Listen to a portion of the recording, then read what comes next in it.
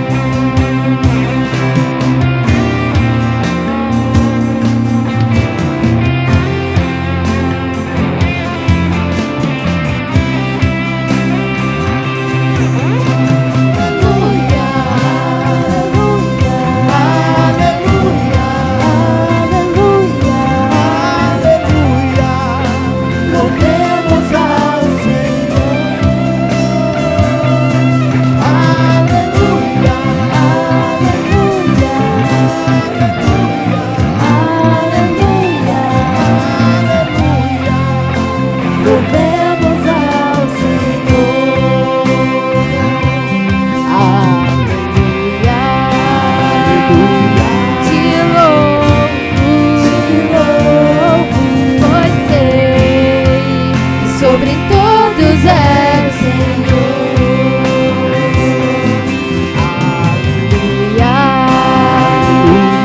Te louvo, pois sei, sobre todos é o Senhor. Aleluia, Jesus. Nosso Deus é sobre todas as coisas, amém? Sobre toda dificuldade, sobre toda doença, sobre todas as coisas é o Senhor nosso Deus. Aleluia. E é bênção para nós cristãos, nós temos a certeza da salvação, temos a certeza que o nosso Deus existe e está conosco. Esse Deus não nos deixa só. Amém?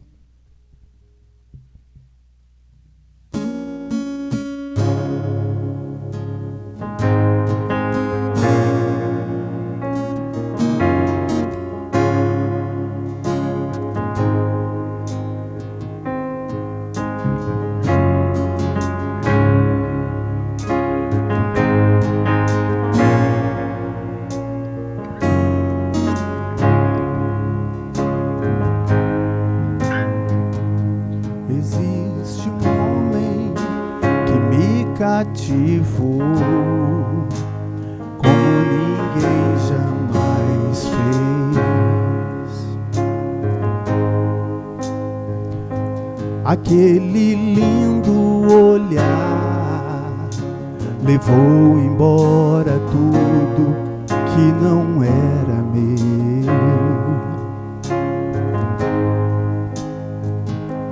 E esse homem fez ansiar por tudo que vem do céu.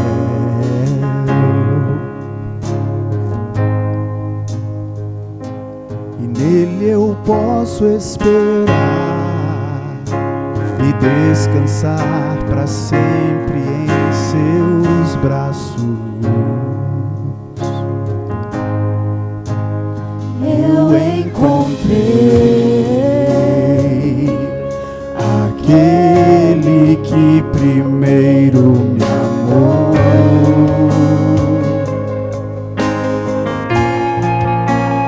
Me apaixonei pela luz que brilhou em minha escuridão.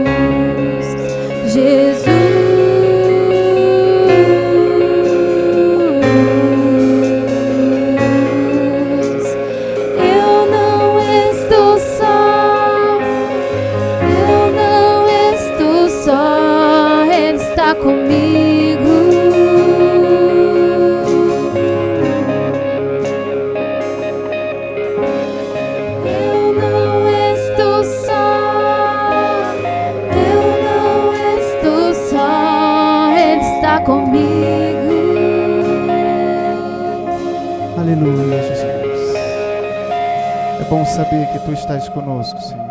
Aleluia. E é bom saber que Deus nos carrega em seus braços e que é dele todo o trabalho, amém? Que nós aprendamos a descansar no colo do Senhor, que nós aprendamos a descansar em seus braços, porque o trabalho é de Deus, tudo foi escrito por Ele, tudo está em suas mãos. Aleluia.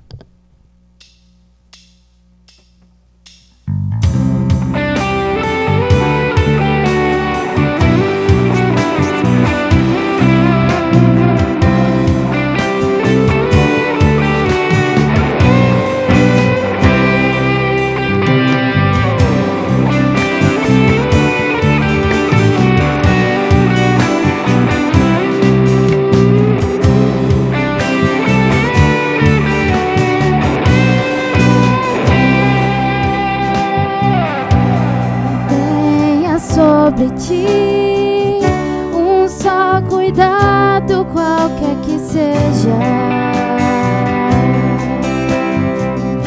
pois somente seria muito para ti. É meu, somente meu, todo o trabalho.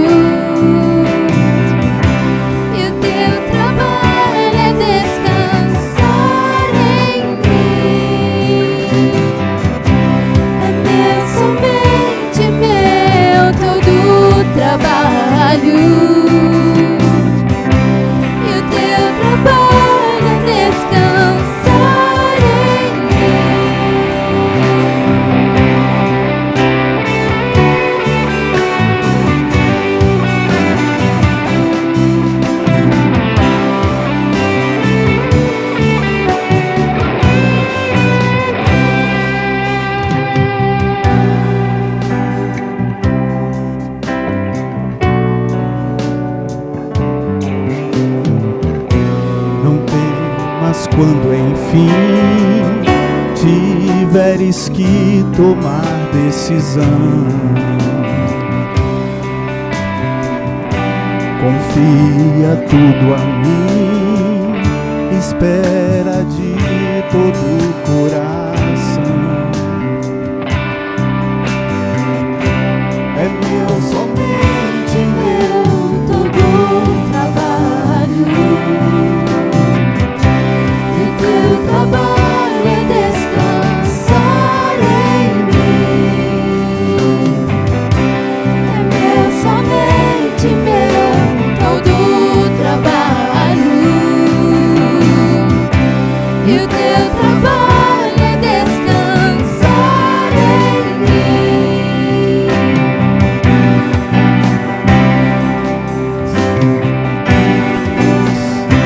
A descansar em nós, Deus. Aleluia.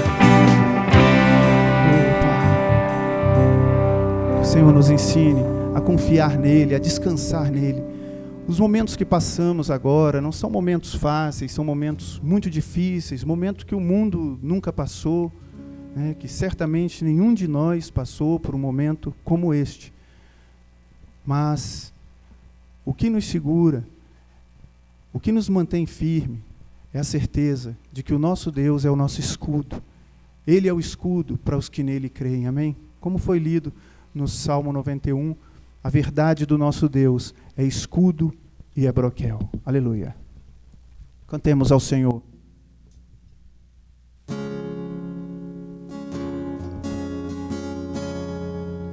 Por toda a minha vida, ó Senhor, te louvarei,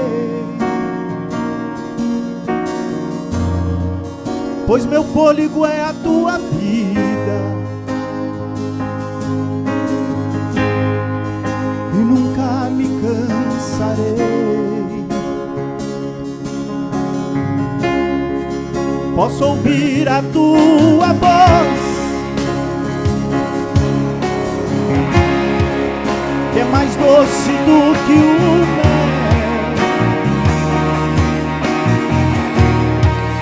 que me tira desta cova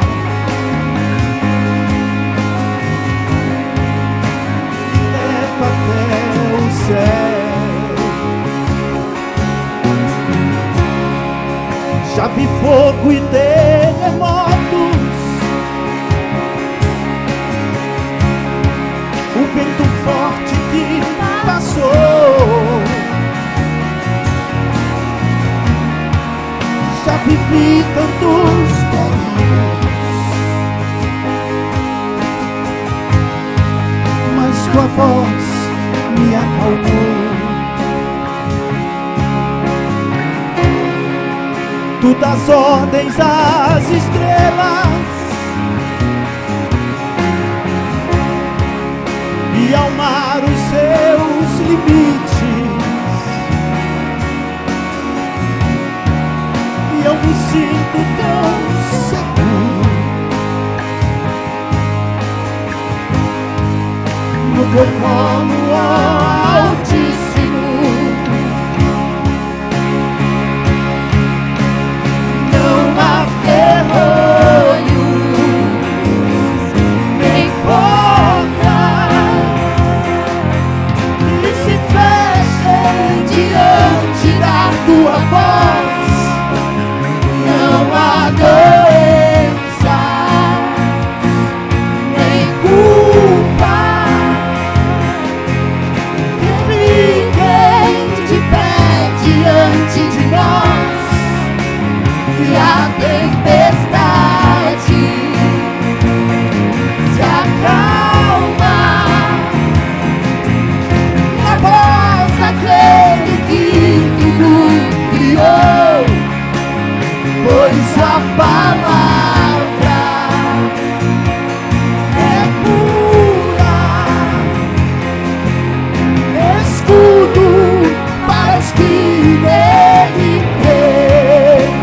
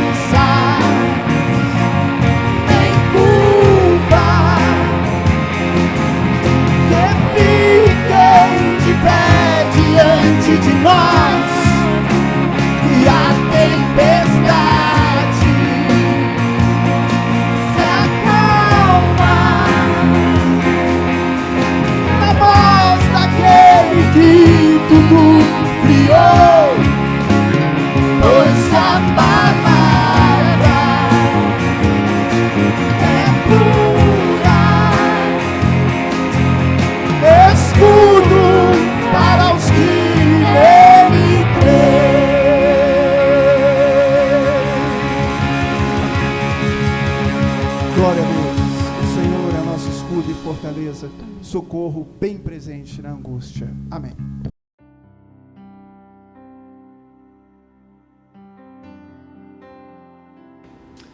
Meus irmãos, que a preciosa graça e a paz do Senhor Jesus sejam com todos vocês, que Deus abençoe ricamente a vida dos irmãos.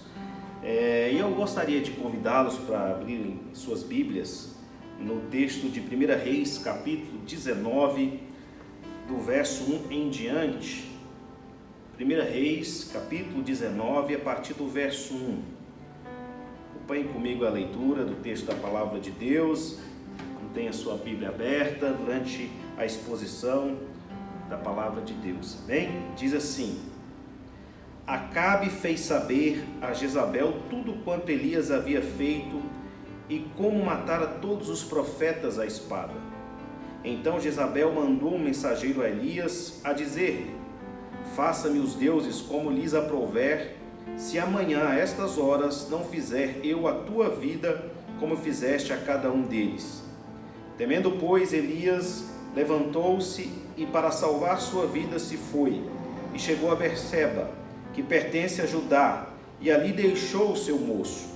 Ele mesmo, porém, se foi ao deserto caminho de um dia, e veio e assentou debaixo de um zimbro, e pediu para si a morte, e disse: basta, toma agora, ó Senhor, a minha alma, pois não sou melhor do que meus pais. Deitou-se e dormiu debaixo do zimbro, e eis que um anjo o tocou e lhe disse: levanta-te e come.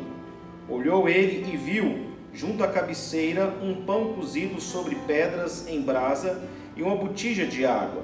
Comeu, bebeu e tornou a dormir. Voltou segunda vez o anjo do Senhor, tocou e lhe disse: levanta-te e come, porque o caminho te será sobremodo longo. Levantou-se, pois, comeu e bebeu, e com a força daquela comida caminhou 40 dias e 40 noites até Horebe, o monte de Deus. Ali entrou na caverna, onde passou a noite, e eis que lhe veio a palavra do Senhor e lhe disse: que fazes aqui, Elias? Ele respondeu: tenho sido zeloso pelo Senhor, Deus dos exércitos, porque os filhos de Israel deixaram a tua aliança, derribaram os teus altares e mataram os teus profetas à espada. E eu fiquei só, e procuram me tirar a vida.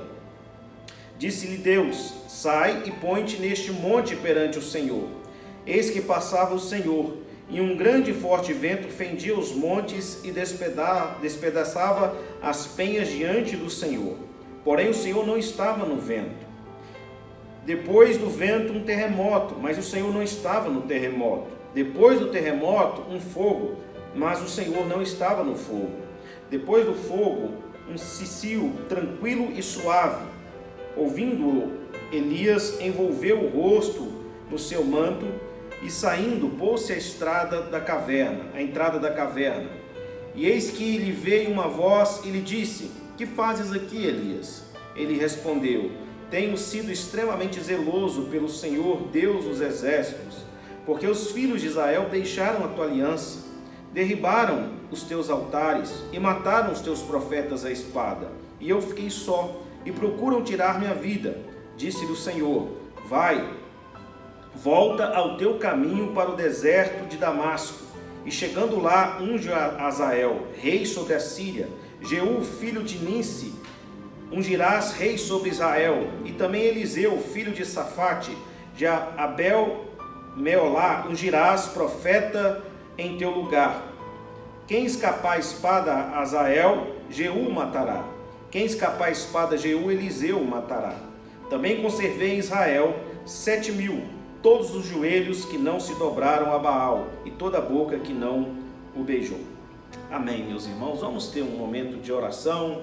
Eu quero convidar você a fechar os seus olhos em reverência à palavra de Deus, esta palavra que é viva, que é eficaz, que é mais cortante do que espada de dois gumes, que nos anima, que nos injeta fé, que nos estimula a viver uma vida de coragem, uma vida de esperança. Amém? Feche os seus olhos, vamos orar neste momento. Senhor, nós te agradecemos pela tua palavra que está aqui diante de nós, ó Deus, e cremos que o Senhor tem muito a nos falar neste dia, neste domingo. Cremos que, ó Deus, o Senhor é o Deus que se comunica, que se revela, que se manifesta e que fala de maneira, ó Deus, poderosa aos nossos corações. O Senhor que conhece cada irmão, cada irmã, ó Deus, e que sonda os corações de cada um e sabe, ó Deus, o contexto no qual cada um se acha, ó Deus, diante das dificuldades que cada um tem enfrentado. Sim, Senhor, o Senhor que vê tudo. Eu te peço nesta hora que a tua palavra chegue na exata medida, na exata porção, ó Deus, de maneira eficaz, no sentido de abençoar, de edificar a vida dos teus filhos. É o que eu te peço nesta hora, em o nome precioso de Jesus. Amém. Meus irmãos, eu quero pensar com vocês sobre o tema vencendo o desânimo. Vencendo o desânimo. Não é fácil quando nos achamos numa condição de melancolia, de um sentimento de inadequação, de autodestruição até mesmo, de medo por conta das dificuldades que muitas vezes enfrentamos, das vicissitudes da vida que temos que lidar. E a vida por si só, meus queridos irmãos, nos conduz a um estado de desgaste, de desânimo, de desesperança muitas vezes em face das dificuldades que enfrentamos. E é o que nós encontramos aqui ao ler esta narrativa dramática deste episódio da vida de Elias, um homem que é símbolo de um profeta de Deus, não é apenas um profeta, mas é o profeta.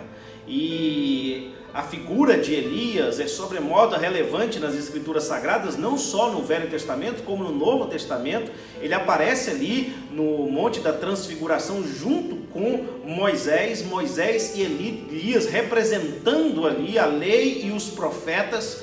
Então, estamos diante de um homem extremamente habilitado, capacitado, piedoso, poderoso nas suas obras, um homem que teve a audácia de desafiar os profetas de Baal e que reergueu o altar de Deus, que deu cabo aos profetas de Baal, um homem que resistiu de maneira contumaz o pecado, a idolatria que cercava a nação de Israel. Sim, estamos falando deste homem de fibra, este homem de gana, este homem de tutano, de força espiritual, este homem que agora, diante das ameaças de Jezabel, se acha desanimado, se acha abatido, se acha desesperançoso e desejoso de ter com a morte. Esta é a oração de Elias. Quando nós lemos aqui o texto, nós vemos claramente que ele pede a Deus que dê cabo da sua própria vida, porque ele não encontra dentro dele mais recursos,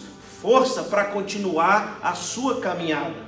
Ora, meus queridos irmãos, se um homem como esse, dotado de tamanha unção, de poder de Deus para realizar as obras que realizou, ressuscitando ali o filho da viúva e realizando obras extraordinárias, se este homem se achou numa condição de total desânimo, de fraqueza, por que não dizer de depressão espiritual, que dirá eu e você, nós, réis mortais, sujeitos às mesmas fraquezas, quem sabe até sujeito a mais fraquezas do que Elias estava sujeito. Então, eu quero convidar você a olhar para a palavra de Deus comigo hoje, para entender como este desânimo se instalou no coração de Elias e de que maneira ele conseguiu sair desse estado de desânimo, de fraqueza, de depressão. Então, a primeira coisa a se ressaltar, meus queridos irmãos, na narrativa do texto, é que Elias não encontrou em Deus um Deus ranzinza, um Deus inquiridor, um Deus julgador. Pelo contrário, a palavra de Deus diz que Elias, mesmo estando diante de um quadro de depressão espiritual, de total desânimo, ele encontrou um Deus acolhedor, um Deus que o tocou, um Deus que o alimentou, que lhe deu água, que lhe incentivou, que se manifestou a ele como um cicio, uma brisa suave, e um Deus que entendeu completamente o estado no qual Elias estava ou se achava. Ele sabia o que Elias precisava naquela condição.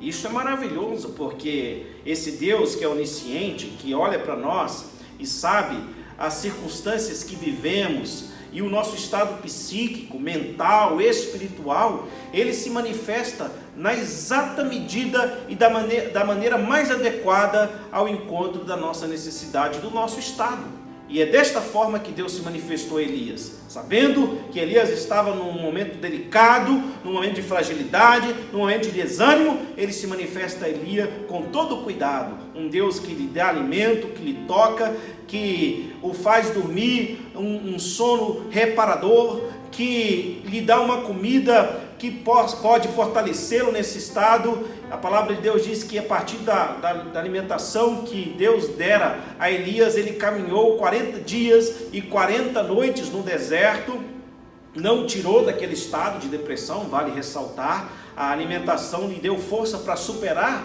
aquele momento, e isto é precioso, porque quando estamos também num momento de fragilidade, de desânimo, de depressão, nós sentimos uma força que nos ajuda a continuar andando, mas aquele estado não saiu de nós ainda.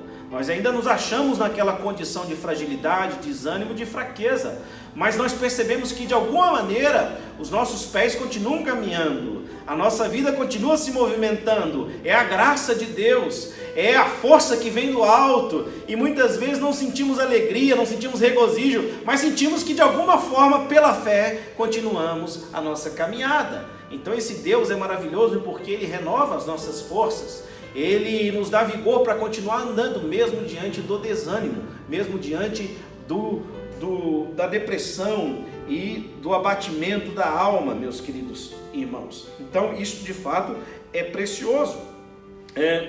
Um fato curioso que podemos aqui ressaltar desse texto é que o profeta Elias, que não obstante ter pedido a Deus que lhe tirasse a vida, foi o único profeta que não morreu, que foi arrebatado ao encontro do Senhor sem experimentar a morte. Então, esse paradoxo interessante aqui, né? Elias ora para que Deus lhe tire a vida e Deus não lhe tira a vida, antes o leva vivo ao seu encontro, ao paraíso, meus queridos irmãos. Isso realmente é algo maravilhoso.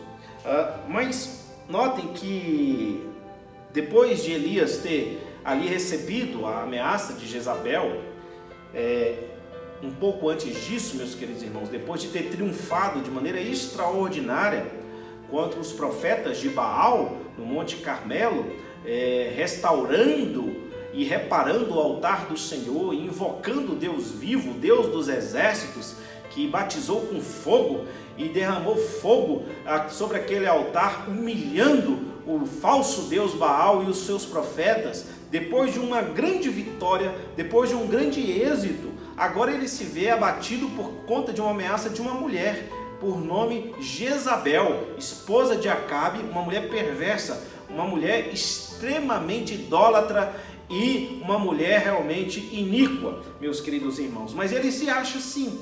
Então, a palavra de Deus diz que ele sai para o deserto, caminha 40 dias e 40 noites com uma alimentação que Deus havia dado a ele, para que assim ele fizesse.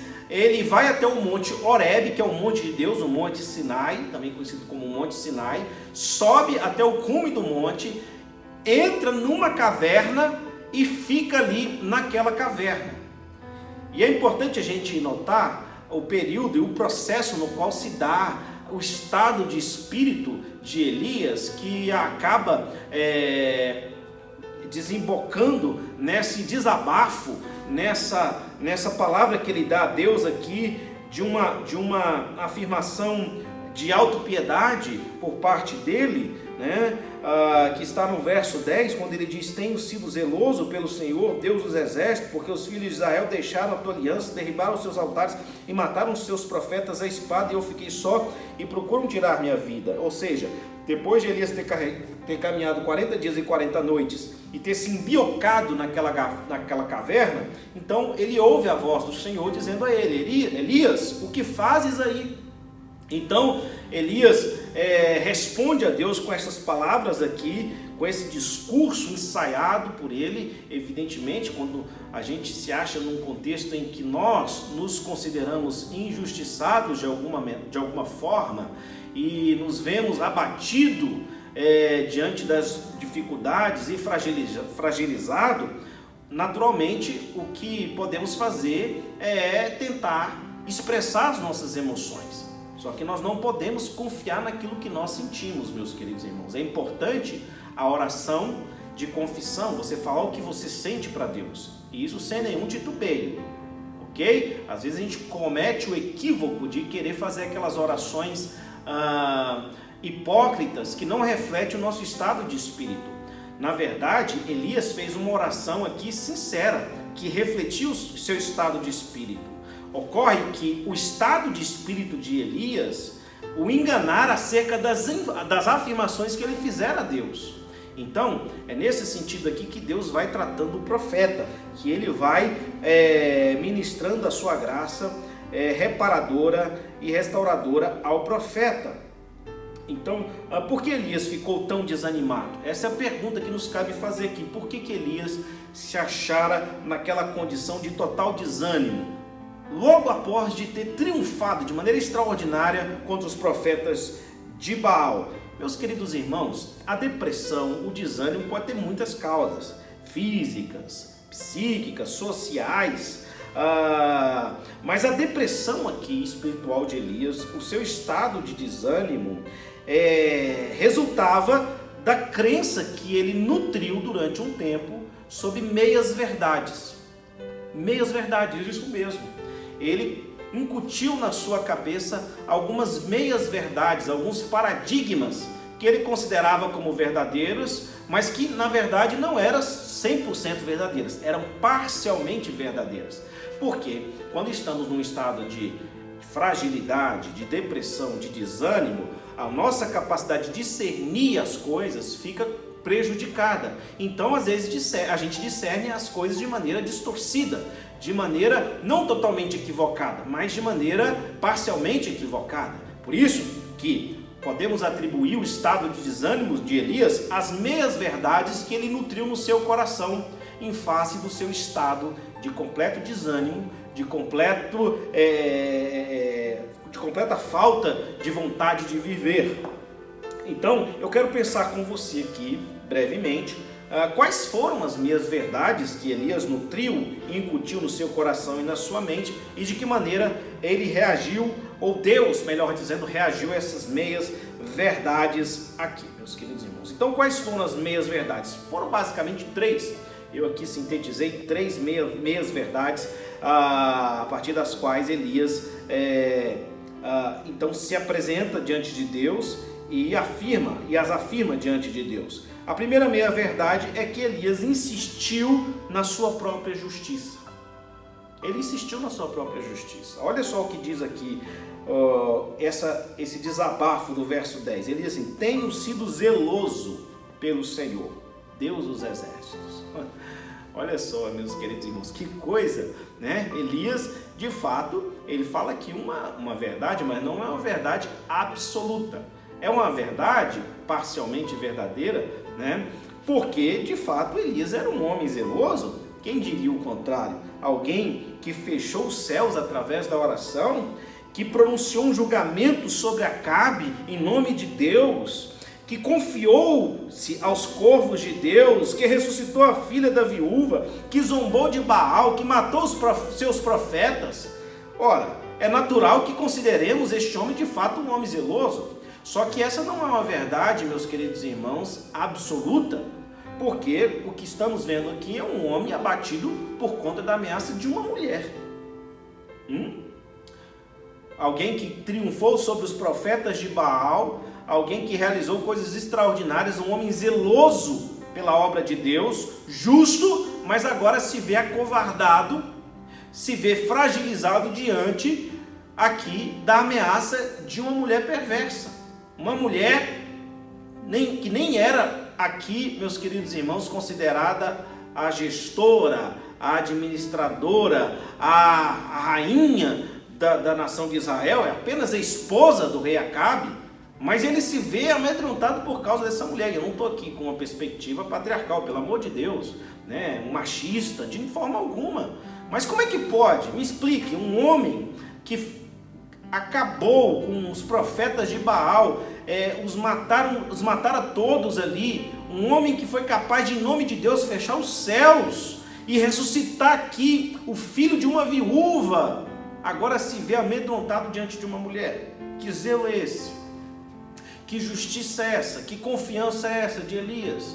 Ele fraquejou, ele, meus queridos irmãos, se abateu diante da ameaça desta mulher. E a justiça própria, assim como aconteceu na vida de Elias, também assim acontece nas nossas vidas, é uma tentação constante para todo cristão. Primeiro, experimentamos ali uma grande obra, uma grande bênção, uma grande graça, dádiva de Deus. Então, quando olhamos para trás e vemos a nossa trajetória, e a maneira como crescemos, a maneira como fomos fomos abençoados por Deus, nos sentimos encorajados no nosso progresso espiritual. Mas ao mesmo tempo em que outros pecados começam a diminuir e morrer, meus queridos irmãos, nas nossas vidas, em razão do nosso progresso espiritual, o orgulho começa a crescer como uma erva daninha e nos tornamos aqui presunçosos em relação às realizações espirituais. Temos que tomar cuidado com a nossa justiça própria. Temos que tomar cuidado, porque as ameaças que sofremos não justificam, meus queridos irmãos, nos considerar pessoas melhores do que os outros. Por exemplo, né, questões do tipo: pastor, mas eu estou vivendo algo que ninguém nunca viveu, né? As pessoas não sabem o que eu estou passando. São afirmações que geram realmente uma certa justiça própria, né? Um certo orgulho em face do próprio sofrimento. É isso que Elias está dizendo aqui, né? Só eu fiquei, perseguiram todos, mataram todos, e eu estou aqui sozinho na minha solidão, na minha angústia individual, vivendo um estado de espírito que ninguém viveu, que ninguém sabe o que é. Temos que tomar cuidado com esse tipo de orgulho, meus queridos irmãos, porque pessoas sofrem em todo lugar do mundo. Sofrimento não é um privilégio só seu e nem só meu.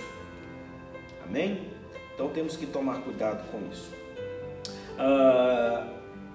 Adiante, uma outra meia-verdade aqui, também cultivada no coração de Elias, era a sua autocomiseração. Olha só a expressão do texto: porque os filhos de Israel deixaram a tua aliança, derribaram os teus altares e mataram os teus profetas à espada, e eu fiquei só e procuram tirar-me a vida.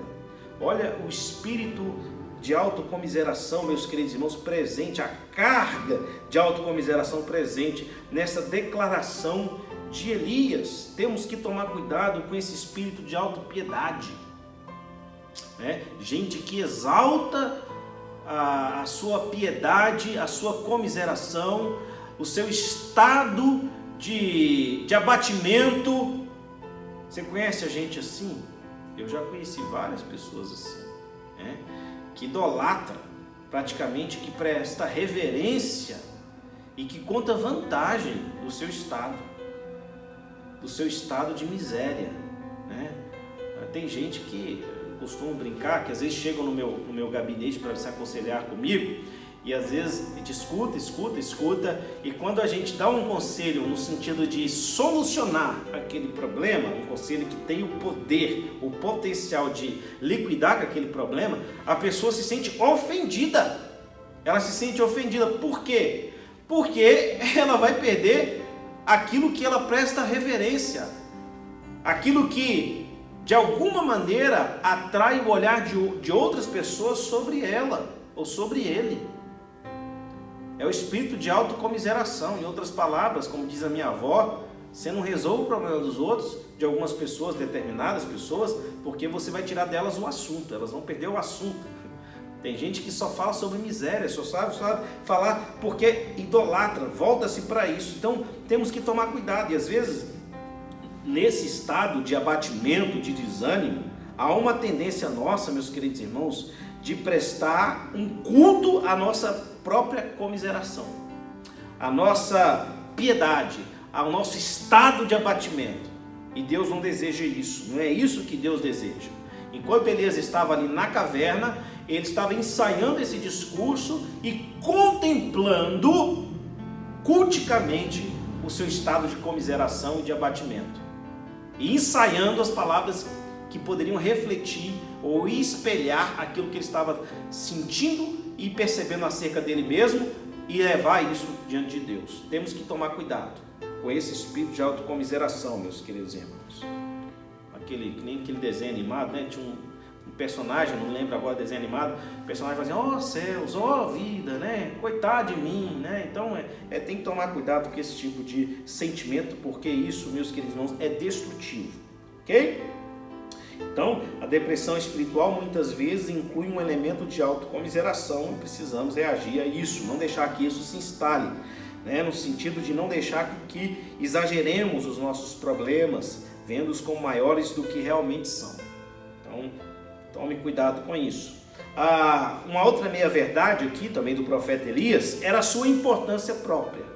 Ele enfatizou a sua importância própria. Ele, quando usa essa expressão, só eu fiquei. Só eu fiquei. Ou seja, ele está querendo dizer para Deus: Senhor, eu sou a última Coca-Cola da festa.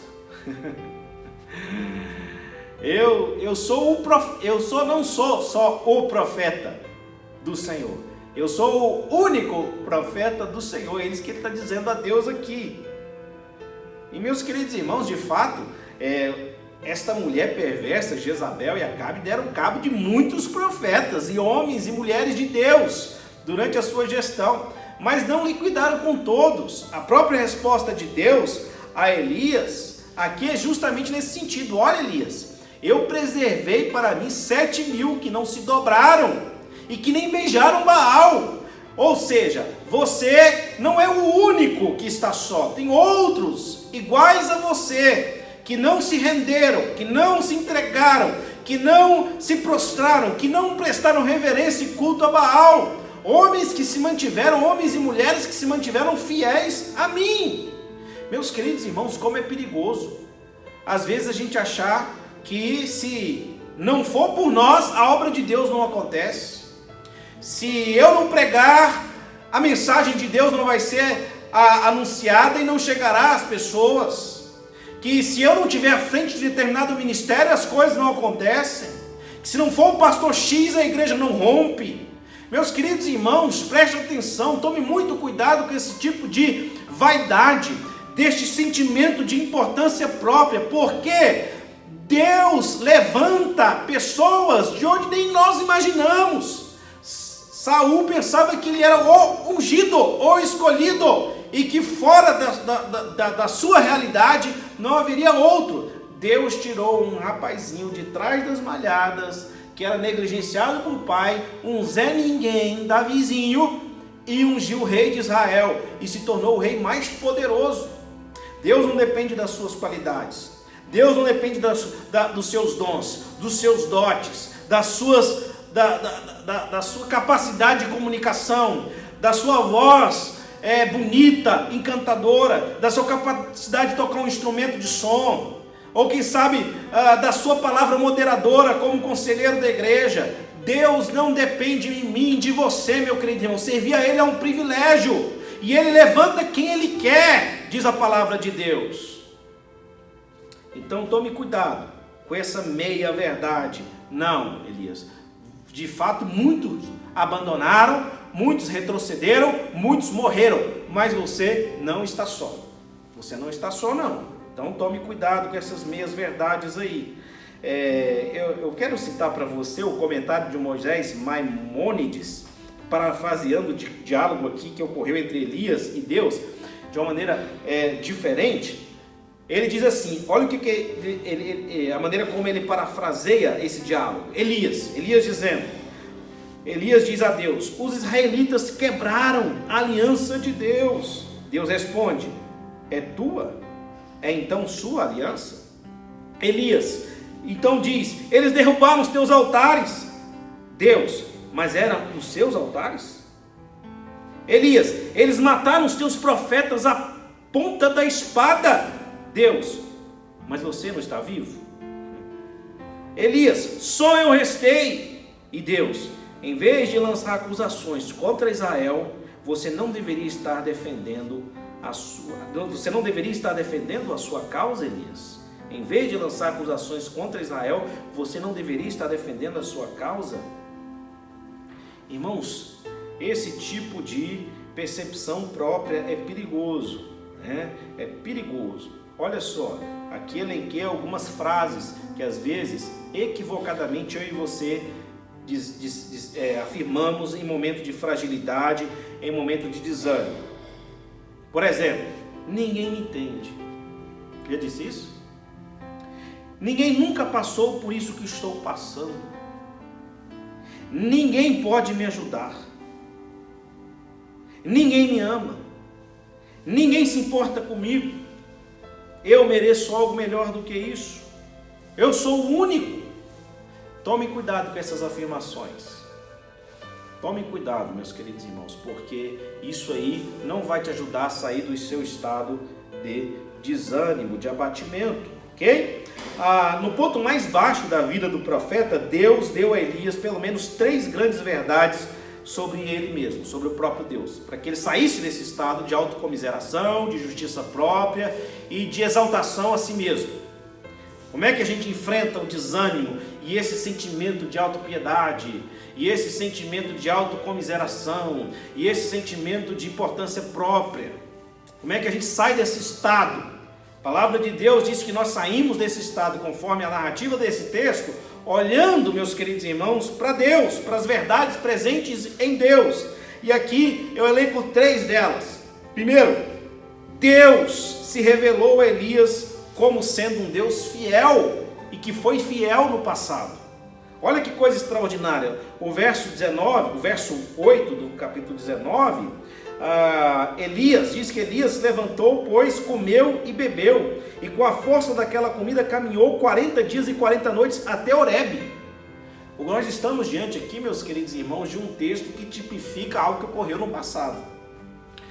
Da mesma forma que Moisés guiou o povo de Israel pelo deserto 40 dias, 40 anos e 40 noites, né?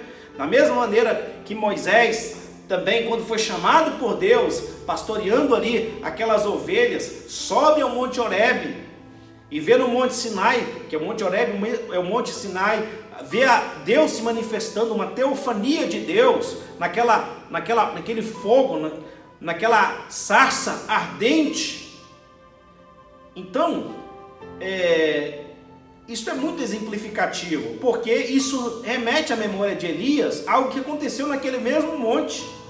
Da mesma forma que ele atravessou o deserto em 40 dias e 40 noites, o povo de Israel atravessou, Moisés atravessou. Da mesma maneira que ele subiu ao monte, Moisés também subiu ao monte para o encontro de Deus.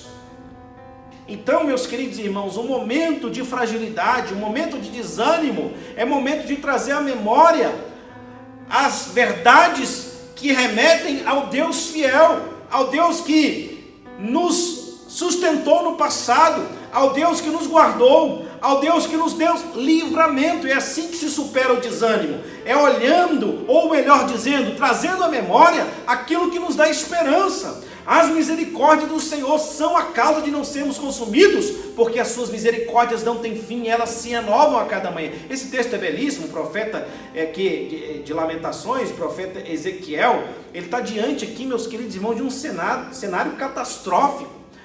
O povo de Deus tinha sido escravizado, Judá tinha sido invadido, o templo tinha sido queimado, os muros tinham sido derribados, havia desgraça. O cenário, meus queridos irmãos, era algo realmente horrível diante dos seus olhos, e ele não tinha para onde olhar, para que nele, para algum lugar ele pudesse encontrar esperança. Então ele faz um exercício de memória, ele diz: quero trazer à memória o que me dá esperança. As misericórdias do Senhor são a causa de não sermos consumidos, porque as suas misericórdias não têm fim, renovam-se a cada manhã, e a sua fidelidade vai de geração em geração.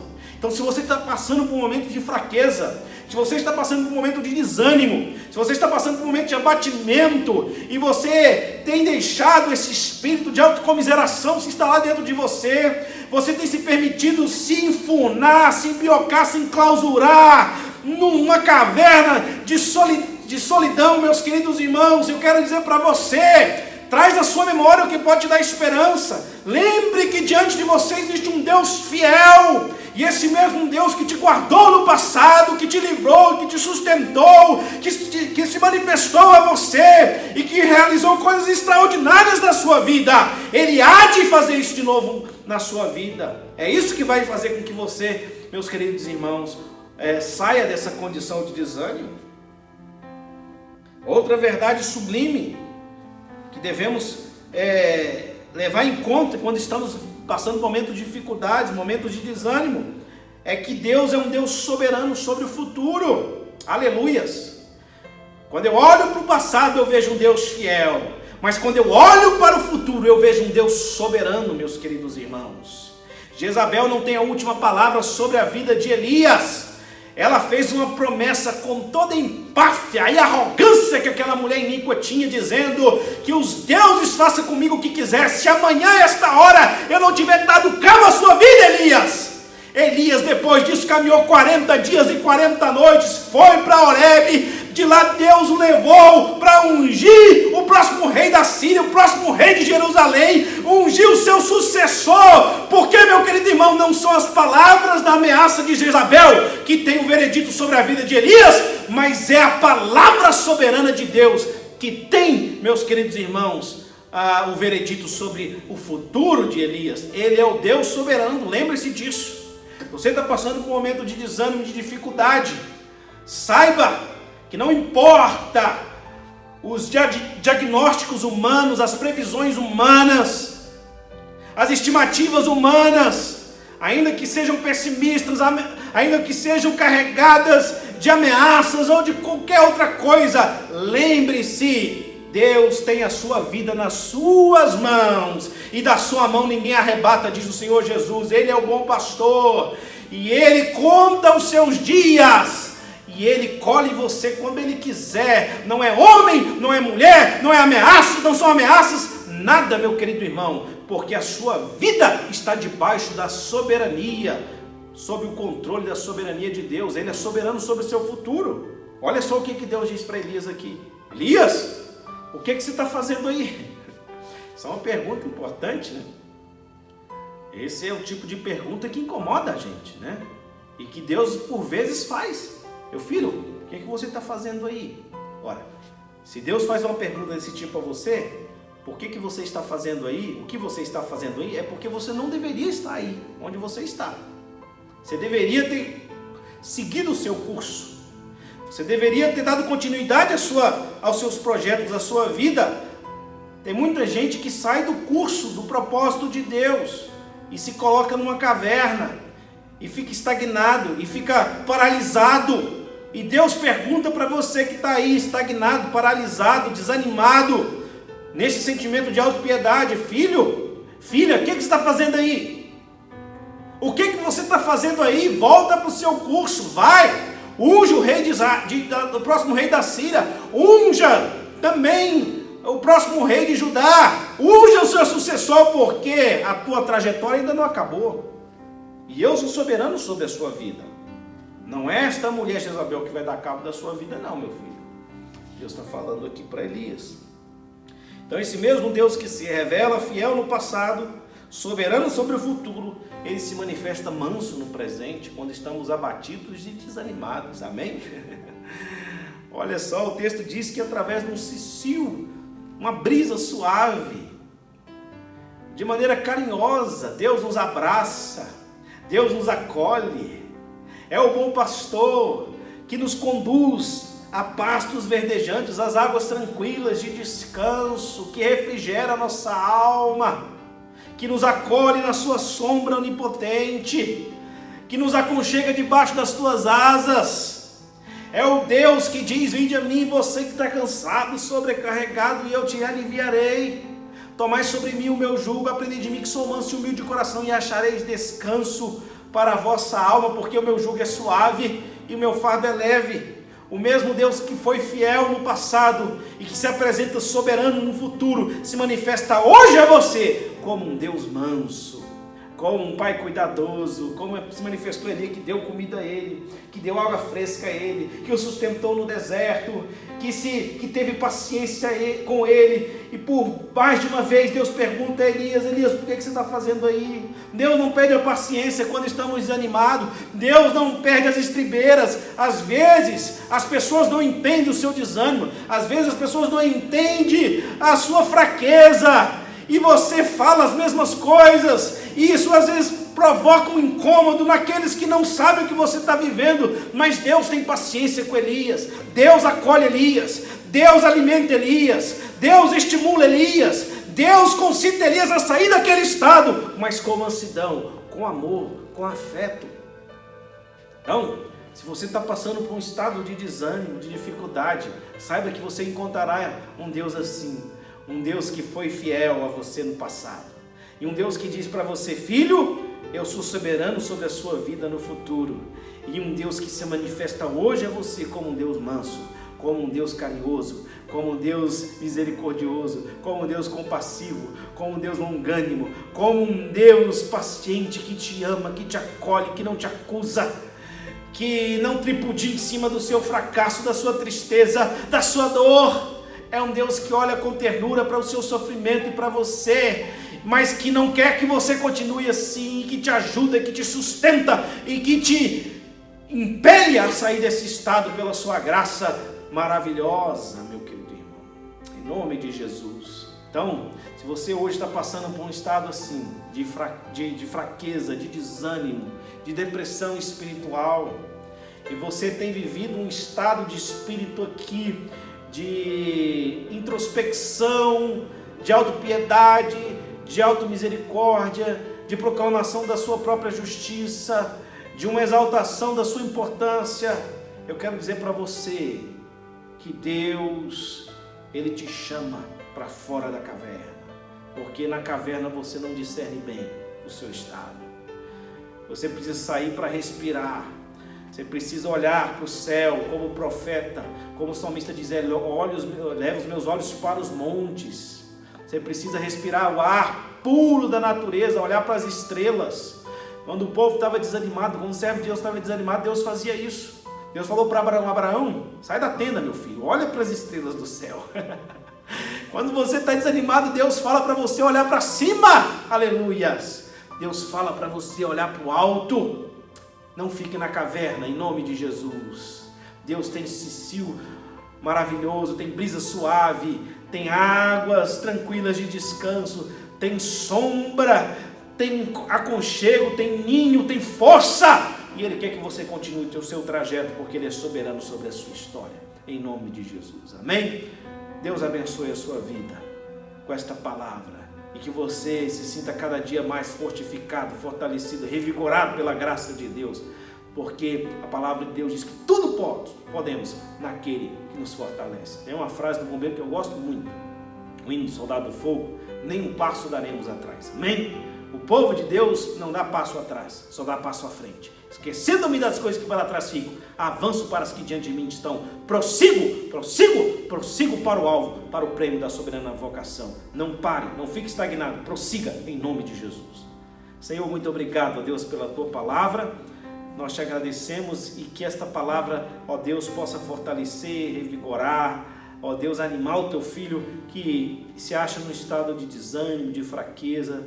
Peço que o Senhor os ajude nesta hora, ó Deus, por meio da Tua poderosa palavra, em nome do Teu Filho amado Jesus Cristo. Amém. Um excelente domingo para todos. Deus abençoe em nome de Jesus.